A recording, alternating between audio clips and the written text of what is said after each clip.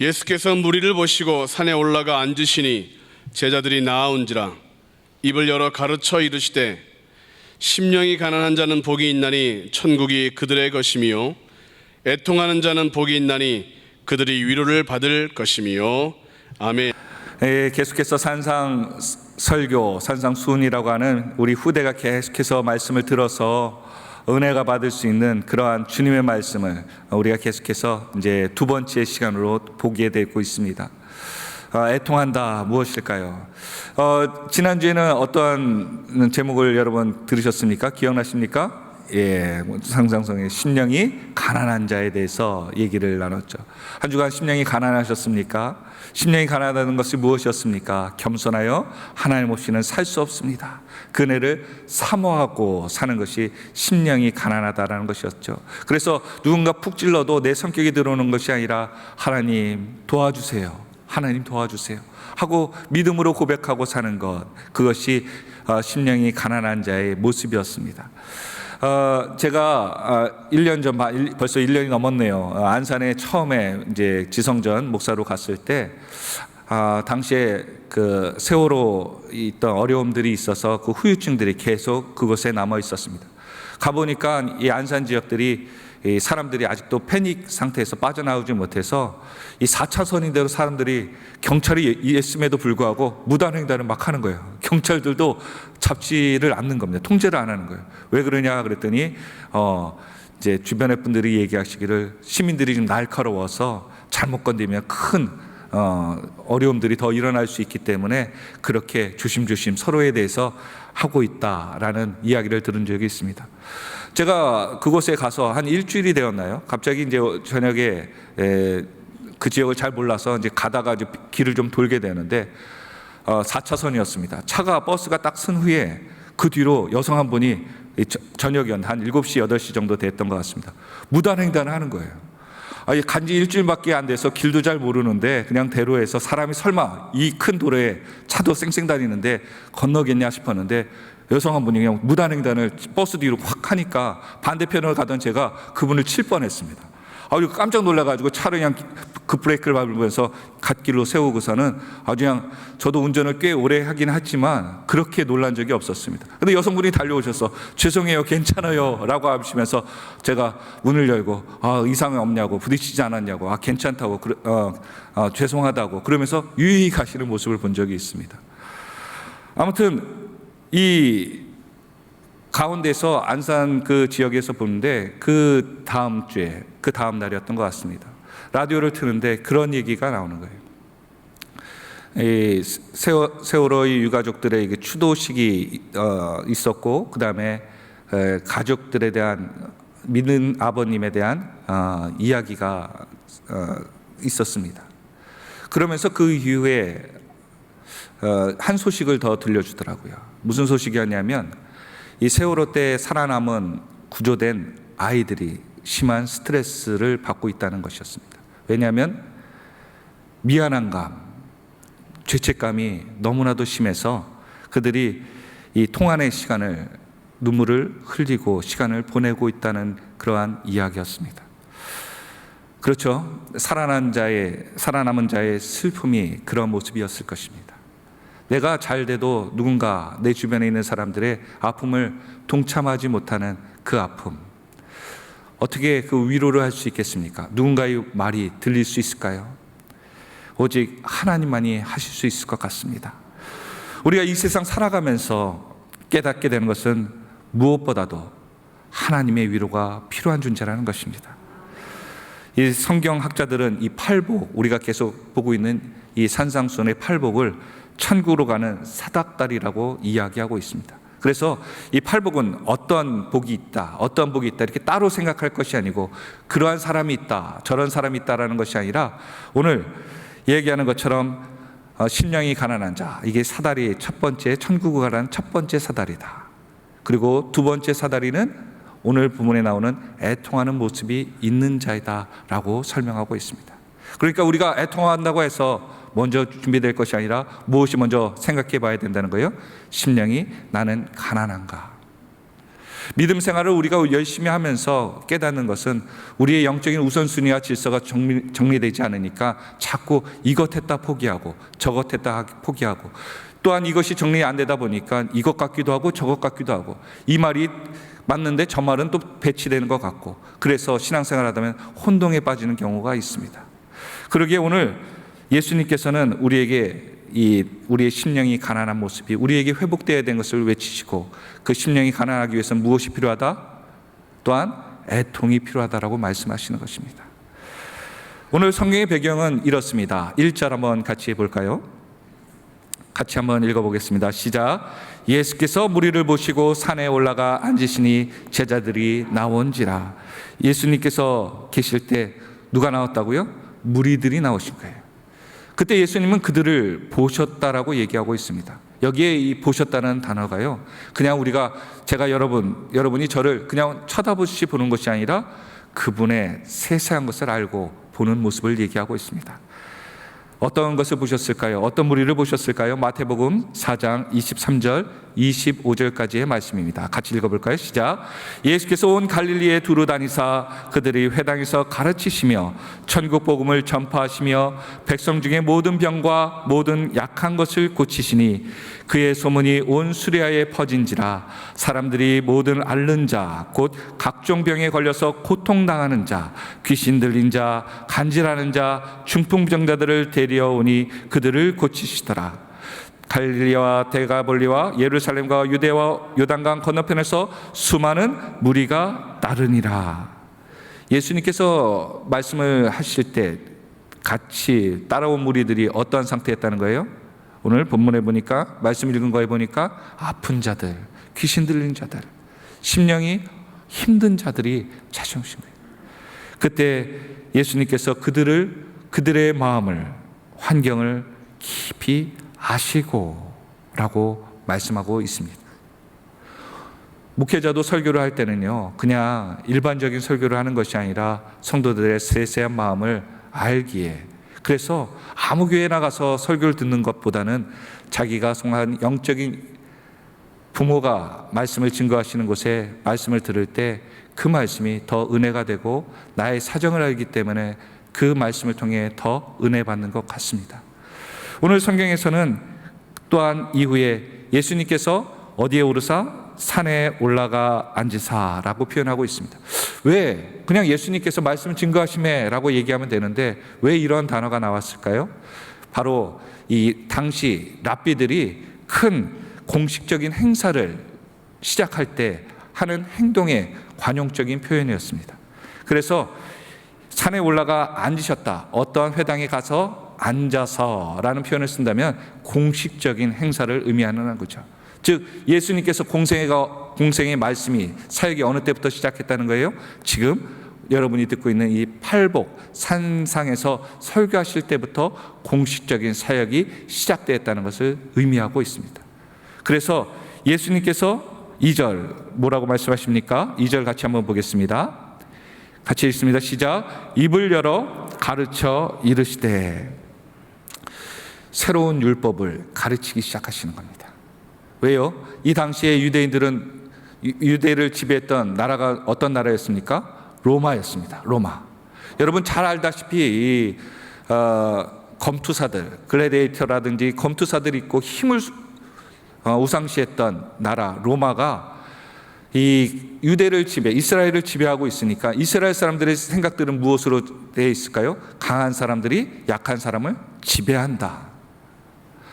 하나님께서는 이 강한 자들에게 축복을 주신다는 이러한 이상한 사고들이 이 당시에 이스라엘 사람들에게 만연했던 것 같습니다. 여러분 이 팔복에 대해서 여러분 잘 알다시피 강하라고 얘기하는 적이 한 번도 없습니다. 천국에 합한 것 강하라고 얘기한 적이 없습니다. 예수님의 삶 자체도 오히려 지배하고 또한 다스리려고 오셨다고 말씀하십니까? 아니요. 예수님께서 오신 것은 너희를 어떻게 하시려고요? 섬기려 하기 위해서 오셨다라고 말씀하고 있습니다. 그러니까 이 천국의 말씀, 하나님의 백성에 대한 말씀은 힘에, 논리에, 권력에 쪄들어 있는 백성들에게 새로운 하나님의 법을 가르치는 과정이라는 거예요. 모세의 율법을 지켰어도 우리는 해방되지 않았어. 그러니까 예수님께서 오셔서 이제 천국의 법을 가르치는 시간이라는 겁니다. 그래서 예수님께서는 심령이 가난한 자, 무엇이 있다고 그랬습니까? 복이 있다라고 얘기하시죠. 이 심령이 가난한 것, 내 힘으로 안 됩니다. 내 힘으로 이 나라를 구원할 수 없습니다. 내 육체도 회복시킬 수 없습니다. 오직 누구만이? 하나님만이. 그래서 심령이 가난할 때는 자꾸 내 것을 내려놓는 훈련이 필요한 거예요. 내 것으로 안 됩니다. 내 지혜로 안 됩니다. 내 명철로는 안 됩니다. 하나님이 도와주셔야 됩니다 라고 얘기한다는 거예요. 그리고 오늘 얘기하는 애통에 대한 이야기를 하시죠. 애통의 원어를 보니까 어떠한 모습이 애통입니까? 이 사랑하는 사람이 죽었을 때. 여러분, 애통하면 어떠한 모습이 떠오릅니까? 보니까요, 제가 애통하는 것들을 좀 찾아보니까 이 저작권 때문에 올리지 못했지만 아이가 좋아하는 사탕을 싹 있다가 뺐으면 어떻게 울어요? 아이고. 야, 아이들, 손주들 키워보신 분들 아시죠? 야, 이 아이들, 어떤 아이는요, 그냥 이 아파트 바닥에 그냥 누워가지고 굴러다니면서 울더라고요. 떼를 쓰더라고요. 야, 세상이 무너지는 것처럼 그렇게 울 수가 없어요. 저렇게 우는 모습이구나. 하나님께서는 이 환경 가운데 우리에게 이러한 죽은 사람, 사랑하는 사람이 죽었을 때의 그 모습, 슬퍼하는 모습이 애통이다.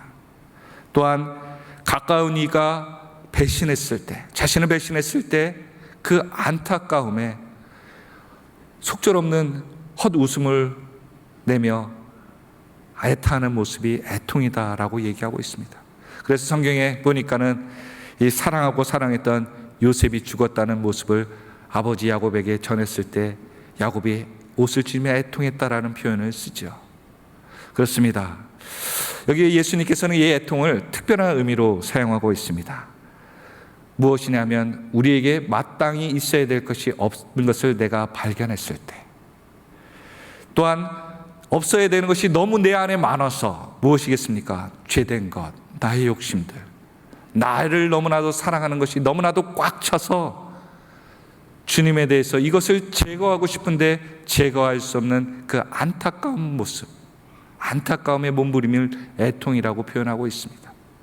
오늘 저와 여러분의 말씀 가운데 내 안에 정말 내 자신을 돌아보아서 내 안에 하나님이 필요한 것, 하나님이 원하시는 것을 꺼내놓으라고 할 때 그 꺼내놓을 수 있는 것들이 많기를 예수 그리스도의 이름으로 간절히 부탁드립니다.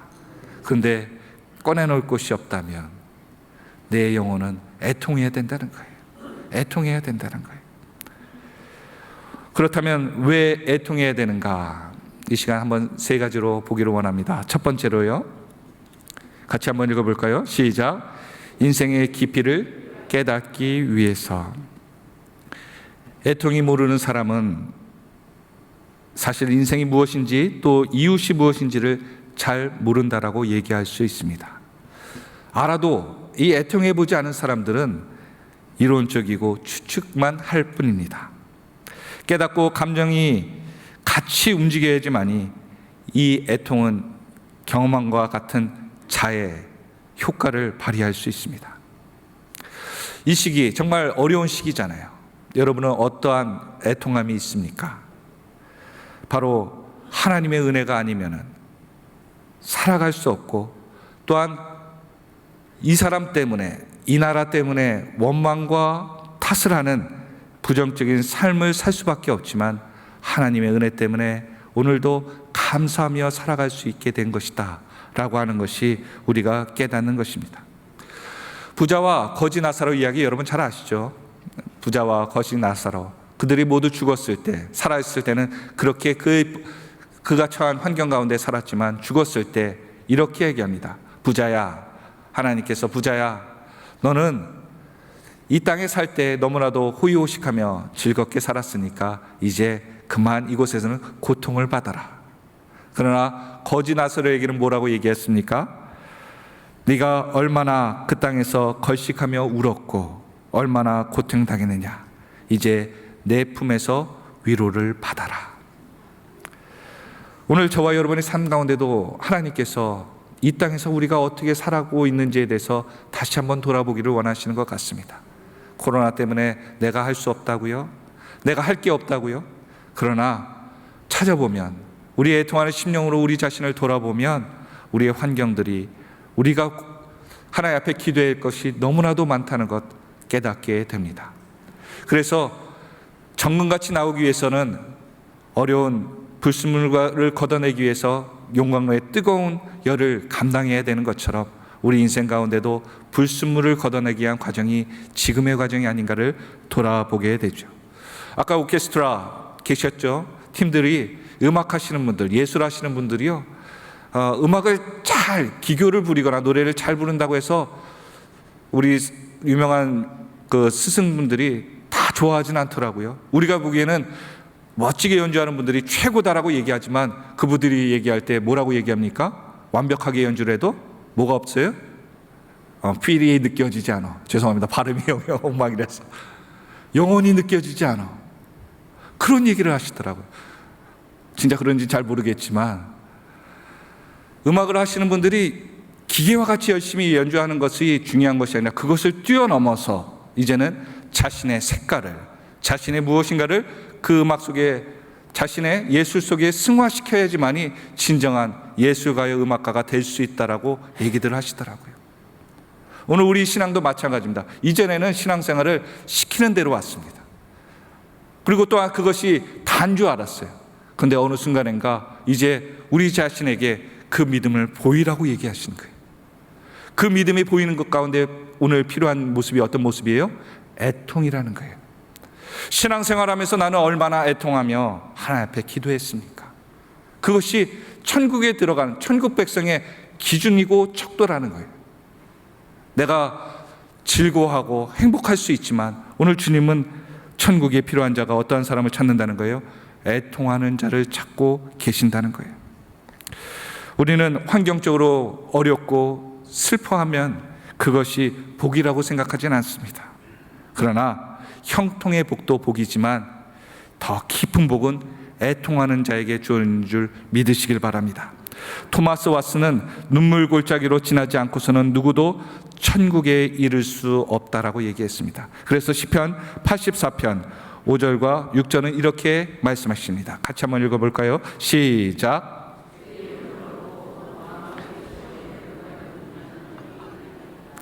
6절, 그들이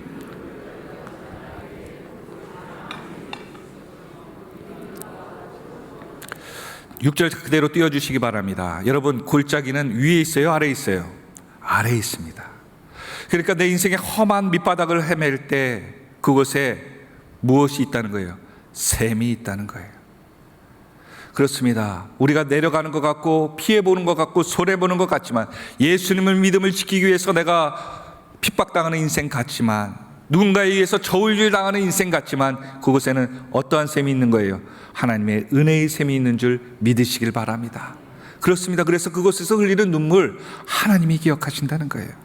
가장 어두운 밤에 가장 작은 빛같이도 빛도 다 보이는 것처럼 진정으로 애통하는 사람들에게는 기막힌 진리에 눈이 열리고 삶의 깊은 것을 바라볼 수 있다는 것을 꼭 기억하시길 바랍니다. 그래서 그 대표자가 사도 바울이라는 거예요. 사도 바울은 자신이 애통하며 기도했던 기도 제목 한 가지가 있었습니다. 육체의 가시를 제거해달라는 거죠. 그러나 그가 얻은 선물이 무엇이었습니까? 하나님의 응답이 무엇이었어요? 겸손이었습니다. 그래서 갈라디아서 1장 1절에 보니까 나 사도된 바울은 이러면서 사도를 자랑합니다. 사도를 강조해요. 그러나 7년 뒤 고린도 서신에 보니까 사도 중에 작은 나라고 표현하고 있습니다. 그리고 8년 뒤에 에베소 교회에 가서 에베소 교회를 위해서 쓴 서신에 보니까 성도 중에 지극히 작은 자라고 자신을 표현하고 있습니다. 그리고 그의 마지막 고린도 서신에 보니까 디모데서에서 보니까 그가 이렇게 합니다. 죄수 중에 괴수, 죄수 중에 우두머리, 제일 포악한 자가 바로 나입니다. 자신의 애통하며 기도했을 때 하나님이 그 겸손을 주셔서 사도였다가 성도였다가 죄인 중에 우두머리인 자신을 발견하는 겸손으로 자신을 회복시켜 갑니다. 애통은 인생의 깊은 부분을 보게 하게 됩니다. 오늘 저와 여러분들이 내 인생의 깊은 부분을 깨닫는 축복의 하루가 되기를 소망합니다. 두 번째로 어떤 모습이 있을까요? 왜 애통하게 하십니까? 두 번째 같이 읽겠습니다. 시작. 하나님과의 관계를 회복 위해서. 그렇습니다. 왜 애통하느냐? 자기 죄에 대해서 애통해야 된다라고 얘기하는 거죠. 신앙생활은 어디서부터 시작한다고 생각하십니까, 여러분? 보통 교회 다니기 시작한 때부터 신앙이 시작된다고 생각하죠. 그런데 엄밀히 얘기하면 예배 때부터 시작하는 것이 아니라 애통으로부터 시작하는 것이 진정한 신앙이라고 생각합니다. 왜냐고요? 애통하면 진정한 회개가 있습니다. 애통하면 그 회개를 통하여 하나님께서 구원을 선물로 받게 됩니다. 시편 34편 18절의 말씀입니다. 같이 한번 읽어볼까요? 여호와는 마음이 상한 자를 가까이 하시고 충심으로 통회한 자를 구원하신다. 그렇습니다. 예배를 통하여 구원받는 것이 아니라 애통하는 심령을 가진 자가 회개하여서 하나님 앞에 나왔을 때 하나님이 그 영혼을 구원하는 줄 믿으시길 바랍니다. 그래서 애통해보지 않은 사람들은 구원받았다고 얘기하기가 어렵습니다. 그분을 나의 구주로 영접하지도 못했고, 또한 그분이 내 안에 들어와서 내 죄와 주님 앞에 내 죄가 얼마나 추악한지를 깨닫지 못했기 때문에 내가 진정한 회개를 하지 못해서 내가 구원받았다라고 얘기할 수 없다라고 얘기하는 거예요. 오늘 저와 여러분에게도 진정한 회개, 하나님과의 관계를 막는 죄가 내 안에 있는가 다시 한번 돌아보고, 그것을 떨쳐버리지 못했기 때문에 내 죄가 너무나도 크기에 몸부림치며 가슴을 치고 아파하는 그 모습이 있기를 예수 그리스도의 이름으로 간절히 부탁드립니다. 그 사람을 하나님은 멸시치 않는다라고 성경은 얘기하시죠. 시편 51편 17절의 말씀입니다. 하나님께서 구하는 제사는 상한 심령이라. 하나님이여 상하고 통회하는 마음을 주께서 멸시하지 아니하시리니. 그렇습니다. 여러분, 하나님 위해서 많이 우는 자, 하나님 앞에서 내 죄를 바라보며 애통하는 자를 하나님은 귀하게 보신다는 거예요. 사람들은 왜 그러냐라고 이상하게 생각할지 몰라도 하나님 보시기에 때는 그렇게 말하는 사람이 이상한 거예요. 오히려 하나님 앞에서 애통하고 가슴을 찢으며 애통하는 자, 하나님은 그를 기억하시고 하나님이 그를 구원하신다라고 얘기하고 있습니다. 그 사람이 누구였을까요? 십자가상에 예수님이 달리셨을 때 오른편에 달렸던 강도. 그는 자신의 죄를 주님 앞에 회개하고요, 주님에 대해서 자신의 죄를 고백하고 애통할 때 주님께서는 그 죽음 앞에서도 그를 구원하셨습니다. 교회에서 최고의 헌신하는 분이 누구일까요? 바로 보이지 않게 섬기는 손길, 눈물 있게 섬기는 분들이라는 거예요. 자기 죄에 대해서 아픔을 가지고 내가 이러한 죄인이 교회에 대해서, 사람들에 대해서 귀한 분들을 제대로 섬길 수 있을까 하며 조심스럽게 보이지 않게 섬기는 손길을 하나님이 귀하게 보는 줄 믿으시길 바랍니다. 그렇습니다. 니느웨 성에서 하나님께서 요나를 보내어 니느웨 성의 죄악을, 심판을 외치라고 했을 때 요나는 지나가면서 대충 얘기합니다. 하나님께서 이 성에 죄가 만연하기에 하나님께서 멸하실 것입니다. 그리고 얼른 그 자리를 뜹니다. 그런데 니느웨 사람들의 반응은 어땠습니까? 철저하게 회개했고요, 낮은 자로부터 왕까지 모든 사람이 회개를 했고, 또한 금식하며 심지어 그들이 기르던 가축들조차도 금식을 시키면서 하나님 앞에 철저하게 회개했다고 해요. 그 결과 하나님께서 그 심판을, 멸망을 돌이키셨다라고 얘기하고 있습니다. 애통은 이만큼의 하나님의 마음을 움직일 수 있는 힘이라는 거예요. 다윗도 압살롬이 자신의 아들이 구테타를 일으켰을 때 충분히 그 주변의 사람들이 얘기했습니다. 왕이시여, 이 구테타를 우리가 진압할 수 있습니다. 며칠만 우리에게 허락하여 주십시오. 근데 다윗은 왕궁을 버리고 신하들과 함께 그 성을 피해서 갑니다. 피난길을 갑니다. 왜 그럴까요? 진압할 수 있는데도. 많은 학자들이 이렇게 얘기를 하더라고요. 다윗이 자신의 아들이 하나님 앞에 범죄하는 것에 대해서 부모로서 하나님 앞에 회개하는 마음으로 싸우지 않고 그 자리를 피했다고 말입니다. 그 모습이 어떻게 드러납니까? 사무엘하 16장 11절과 12절의 말씀입니다. 같이 한번 읽어보겠습니다. 시작. 또 다윗이 아비새와 모든 신하에게 이르되 내 몸에서 난 아들도 내 생명을 해하려 하거든 하물며 이 베냐민 사람이랴. 여호와께서 그에게 명령하신 것이니 그가 저주하게 버려두라. 12절. 혹시 여호와께서 나의 원통함을 감찰하시느니 오늘 그 저주 때문에 여호와께서 선으로 내게 갚아주시리라 하고, 그가 피난길에 있을 때 사울의 친족이었던 시므이가 돌을 던지고 차마 입에 담을 수 없는 욕설로 다윗을 저주합니다. 다윗의 충신들이 가서 저 사람의 목을 취하여 오겠습니다라고 했을 때 다윗은 방금 읽었던 본문을 이야기하며 그 일을 막아버립니다.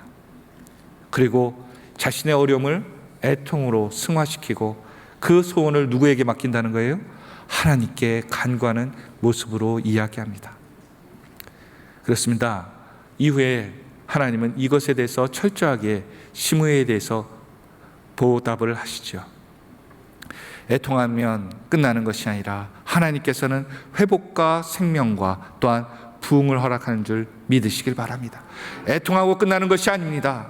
하나님께서는 히스기야가 죽음 앞에서 통곡하며 애통했을 때 15년의 생명을 연장하십니다. 에스라가 무너진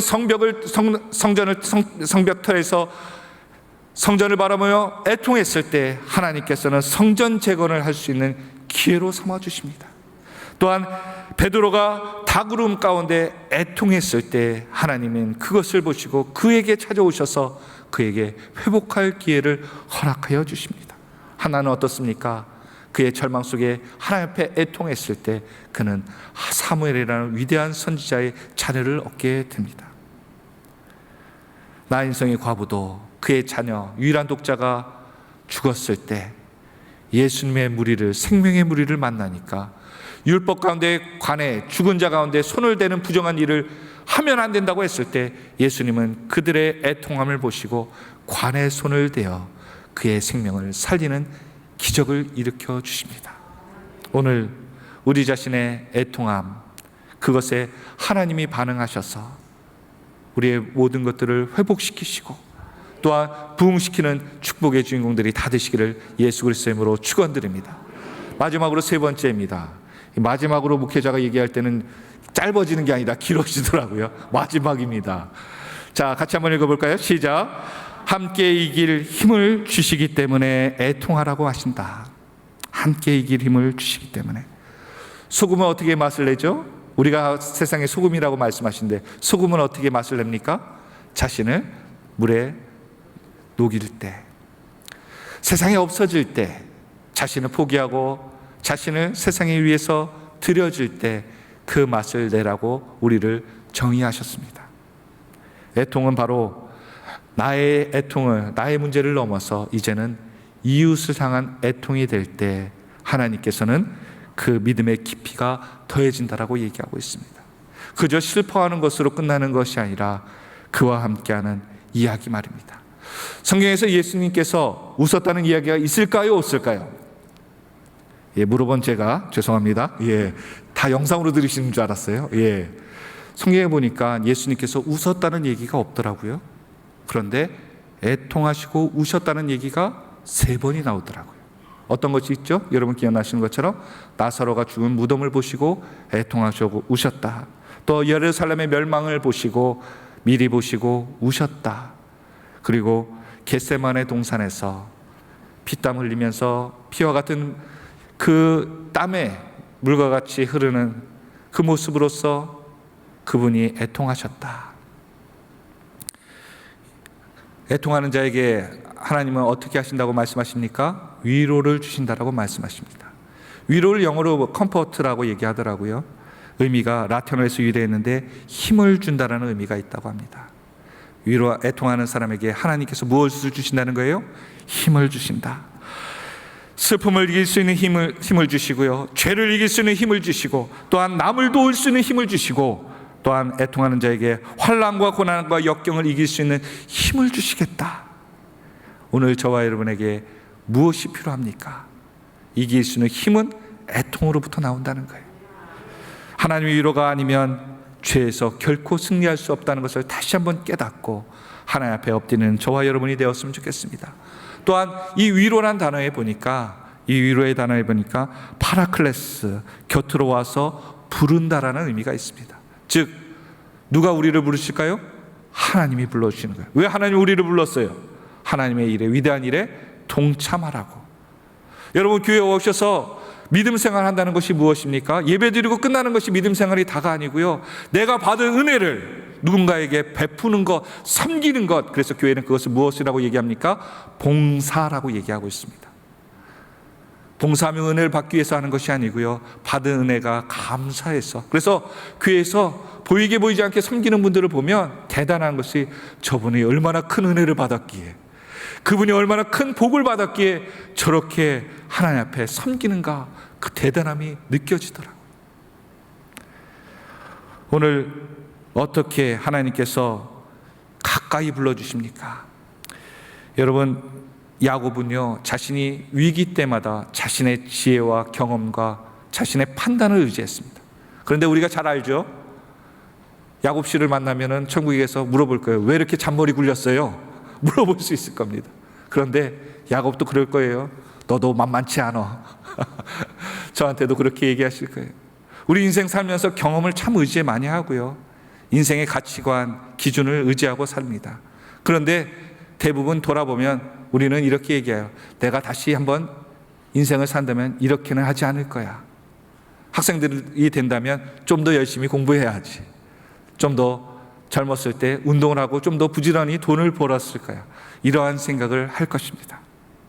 야곱도 자신이 속이고 속이는 그 인생 가운데 깨닫는 사실, 바로 이 눈물골짜기 모든 것들이 다 하나님 앞에 서는 때가 있었습니다. 어디였습니까? 야복강의 사건이었죠. 그때 그는 모든 자신이 의지했던 것들을 먼저 다 보내고 끊어버립니다. 그리고 누구와 씨름하기 시작합니까? 하나님의 천사와 씨름하기 시작하는 거예요. 그러면서 그는 정말 애통하는 마음으로, 하나님 복 주지 않으면, 나를 살려주지 않으면 내가 이 손을 놓지 않겠습니다 라고 하는 그 애통의 마음이, 간절함이 그 씨름 가운데 있었던 거예요. 그리고 하나님은 그 야곱을 인정하십니다. 이후에 이 창세기 씨름했던 야곱을 하나님은 어떻게 말씀하시는가? 이사야서 41장 14절 15절의 말씀입니다. 같이 한번 읽어볼까요? 시작. 너희 이스라엘 사람들아, 두려워하지 말라. 나 여호와가 말하노니 내가 너를 도울 것이라. 내 구속자는 이스라엘의 거룩한 이인이라. 보라, 내가 너를 이가 날카로운 새 타작기로 삼으리니 내가 산들을 쳐서 부스러기를 만들 것이며 작은 산들을 겨같이 만들 것이라. 아멘. 물론 당시 이스라엘 백성들에게도 얘기했지만, 너 야곱아, 네 머리로서 몸부림치며 살아왔지만, 그래서 두려운 것이 있으면 항상 두렵고 피하던 인생이었던 야곱아, 이제는 너를 강한 자로 만들어서 너 앞에 쓰는 모든 문제를 내가 너와 함께함으로 해결해 주겠다. 오늘 저와 여러분에게도 애통하는 자에게 하나님은 함께 하시고 그에게 능력을 주셔서 각종의 문제 가운데, 어려운 가운데 모든 것들을 해결할 수 있는 그러한 주인공이 될 줄로 믿습니다. 여러분, 두려워하지 마십시오. 내가 애통하지 않은 것이 중요한 것이지, 문제가 없어지는 것이, 문제가 있는 것이 두려운 것이 아니라는 사실이에요. 결론입니다.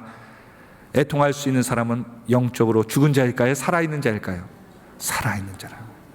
내가 영적으로 살기 위해서는 무엇을 해야 되겠습니까? 애통하기를 위해서. 이 한 주간도 여러분, 작은 문제라도 하나님 앞에 애통하는 문제로, 내 죄 때문에 하나님의 음성이 들리지 않아요.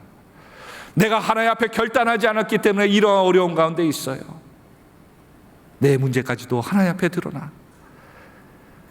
하나님께서 이 모습 가운데 내 영적인 것이 살아있음을 깨닫게 하시고, 또한 우리가 몸이 미리 아프다면 얼마나 감사한 일입니까? 예방접종도 할 수 있고 또한 미리 가서 처방하면 큰 돈 들이지 않고 어려움 없이 회복할 수 있잖아요. 그렇습니다. 애통하면 이 몸이 아픈 것처럼 축복입니다. 애통할 때 죄를 용서하시고 승리하도록 셈을 주시고 곁에 가까이 불러서 선한 일에 동참하시는 그 하나님의 능력이 오늘 저와 여러분의 복된 삶 가운데, 시간 가운데 있기를 예수 그리스도로 축원드립니다.